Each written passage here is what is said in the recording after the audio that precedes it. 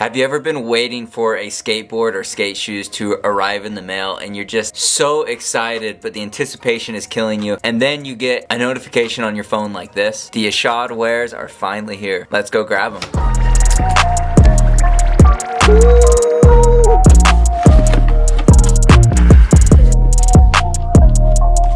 Before I open this box, I do want to let you know I am going to be skating these shoes in this video, so make sure you stick around to the end to hear my first impressions on how the Nike Ishods actually skate. Isn't that just a lovely sight? When you just see that purple box and you know? Alright, here you go.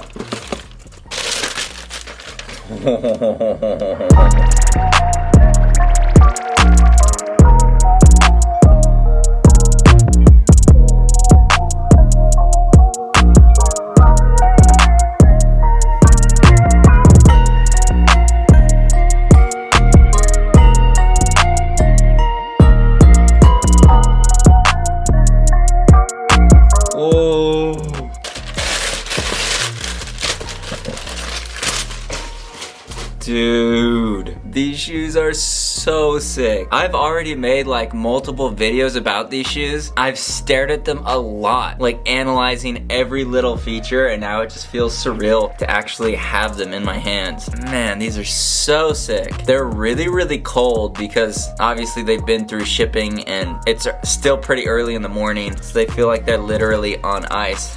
Honestly, they're a lot different than what I was actually expecting. I think I expected them to be like a little bit bulkier, but these are like a fairly slim shoe. Man, this hybrid construction of the Vulc and the cupsole is so interesting because they did a vulcanized strip first and then did the cupsole over it. So this black and brown part is the cupsole and then this red strip is the Vulc. Oddly, they have like a very similar profile to the Force 58s. Right now they look a lot cleaner, but I think as they break in, they're going to look extremely similar. Alright, I can't wait any longer. Let's put these on and go to the skate park.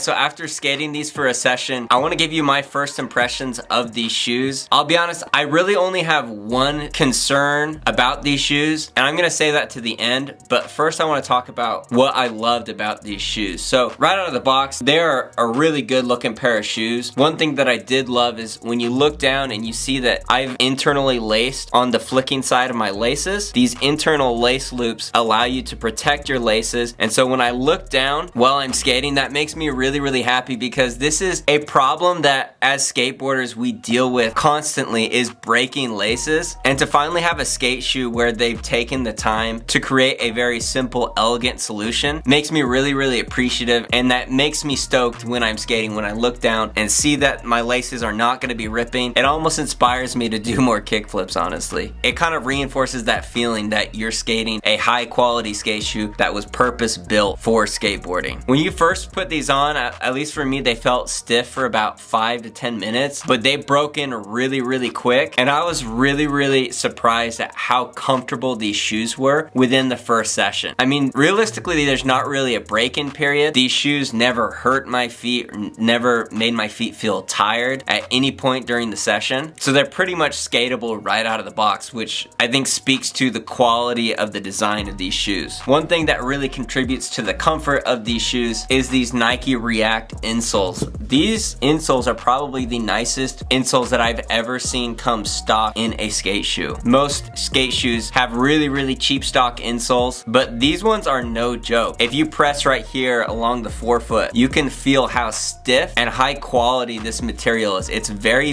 thick and feels really good while you're skating. I think this insole is honestly one of my favorite features of the shoe. Because this insole is so high quality, what they were able to do is create an outsole that's really thin and very much similar to like a Vans vulcanized outsole. If you take this insole out and you just feel around and push your finger through there, this outsole is actually really thin and really flexible. So this outsole gives you a ton of board feel, especially for a cupsole shoe. But when you've got a bunch of board feel, you are worried about hurting your feet, which is where this insole comes into place. By creating a shoe with a ton of board feel, but an insole that protects your feet, you kind of get this perfect balance between board feel and foot protection, where it's almost like you can't decide if you're skating a Volk shoe or a cupsole shoe because they're blended together so beautifully. To me, that's like the ultimate thing that I look for in a skate shoe, is that mix of foot protection and board feel. And I think this is the best anybody's ever done at designing a skate shoe that achieves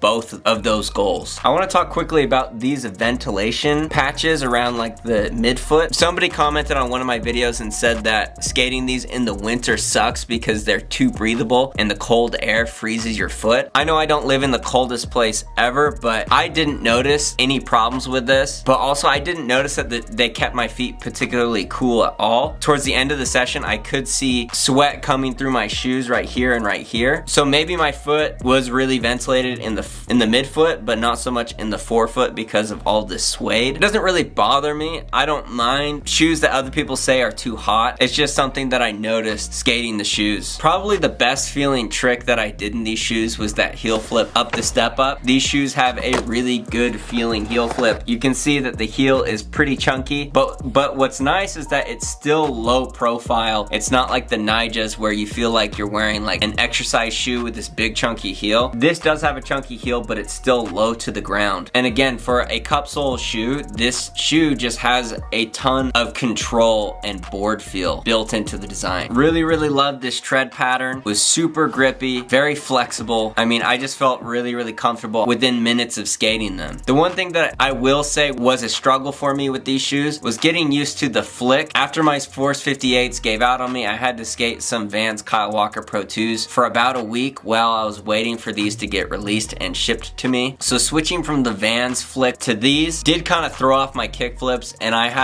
it took me a bunch of tries to do a kickflip over the hip, which normally is a first or second try trick. That being said, I don't think this is a huge red flag. I think it's just gonna take me some time to readjust to flicking with a Nike shoe, and particularly with this Ishod, because the profile of this toe is pretty unique. It's similar to like a Dunk or a Force 58, but just a slightly more pointy. And I think with some time, I'm gonna end up loving it. Let me know what your questions are in the comments below. I'll keep you updated as I keep skating these shoes. Obviously, this is a really great shoe, but ultimately the question is it worth $100? And that's gonna come down to how durable these shoes are and how they perform over the long term. They're $100 shoes, so I'm really hoping to get my money's worth. I hope these do last me at least a month and a half. If they can make it to a month and a half, then I think I'll have no problem buying these shoes again. I think this is a really good looking shoe, just like all the Friday hoodies, crew necks, and t-shirts that are underneath this video. If you want to support the channel, go cop one. Subscribe if you're not already, and make every single day a Friday. I'll catch you guys in the next video. Peace.